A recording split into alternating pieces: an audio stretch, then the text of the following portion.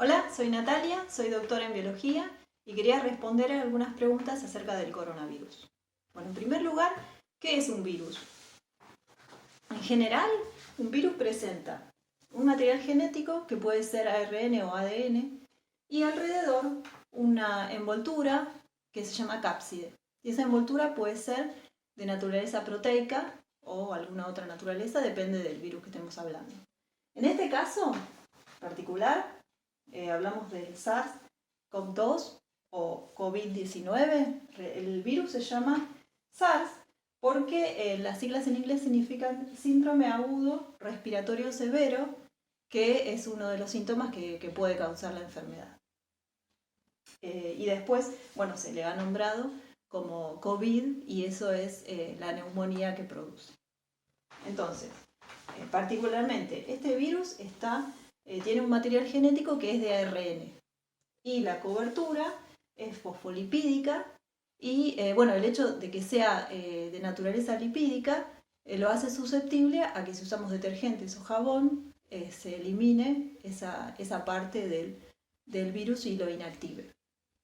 Pero además presenta, esto representado en azul, son proteínas spike, eso es lo que lo hace parecer a una corona, ¿sí?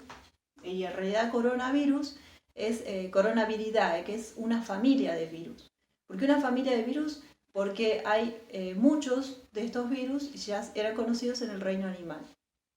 Por lo general se encuentran en mamíferos. En variedad de mamíferos pueden tenerlo y como son una familia están emparentados entre sí y tienen distintas de estas proteínas spike y bueno, esta proteína se engancha en las distintas células de los mamíferos. En el caso de este virus que afecta a humanos, se enganchan estas proteínas a otras proteínas de la membrana de las células mucosas de las personas, ¿sí? Entonces, eso le permite meterse dentro de las células y así producir el ciclo de infestación. Bueno, ¿qué ocurre con estos virus?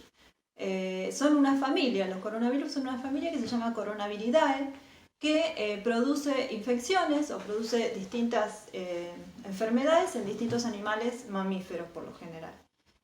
Y bueno, ¿qué son estas zoonosis? ¿Por qué ocurren estas zoonosis? Bueno, unos ejemplos, antes de ver por qué ocurren, son la gripe porcina, ¿sí? Que produjo epidemias, la gripe aviar, ¿sí? Estos son virus parecidos al de la gripe común.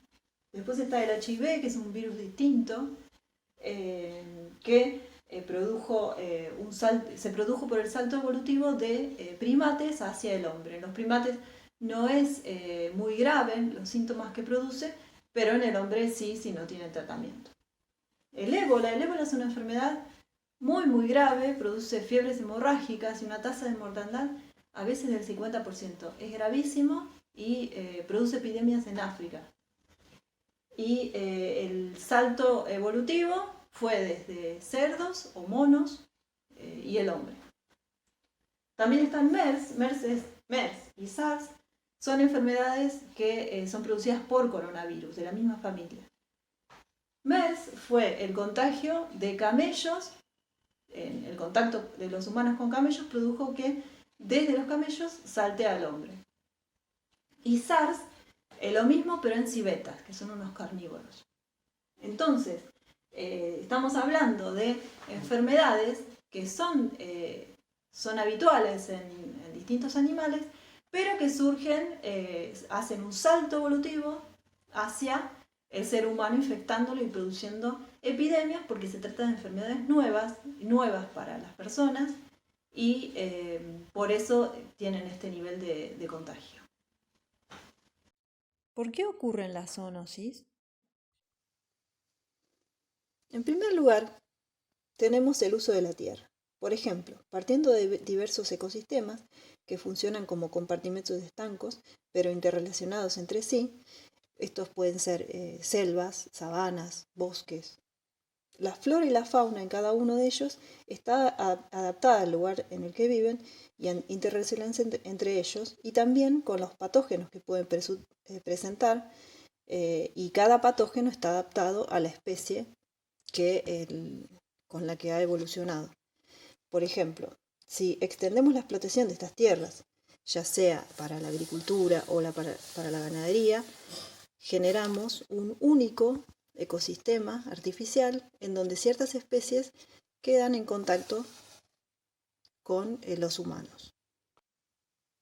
Si con el uso de la tierra, para colmo, colocamos ganadería, cualquier tipo de ganadería, ya sea porcina, aves o ganado vacuno, estos animales son genéticamente muy similares entre sí y para colmo tienen una alimentación de engorde y antibióticos que los hace susceptibles inmunológicamente. O sea, tienen el sistema inmune disminuido.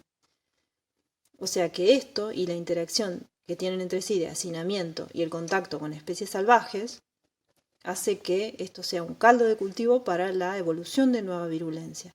Y si, para colmo, agregamos el contacto con humanos, ya sea de los productores como de los consumidores y toda la línea de producción de la carne, hacemos que muchísima gente tenga contacto con posibles virulencias que puedan generarse dentro de todo ese hacinamiento. Esa fue una explicación acerca de cómo el sistema agropecuario industrial es un caldo de cultivo para la aparición de nuevas enfermedades y para la propagación de las mismas, generando pandemias. Bueno, otras de las preguntas. Bueno, ¿cuál es la tasa de mortandad del coronavirus? Una de las cosas que se estuvieron diciendo es que la tasa de mortandad del coronavirus es baja. Porque si lo comparamos, por ejemplo, con el ébola, el 50% de tasa de mortandad es 1,38%, nos parece bajo. Sin embargo, el modo de propagación del coronavirus hace que sea muy, muy contagioso. Entonces, cuando se esparce en una población tenemos mucha cantidad de gente contagiada. Entonces ya 1,38% es bastante alto. Si lo comparamos con la gripe común, la mortandad es inferior. ¿Sí? Eso sumado a que el 80% de las personas que se contagian coronavirus no van a manifestar síntomas. Entonces esas personas que tienen un sistema inmune mayor por tener una mayor nutrición o tener una vida saludable, si están en contacto con otras personas van a ser portadores y van a contagiar el virus a los factores de riesgo. ¿Quiénes son los factores de riesgo?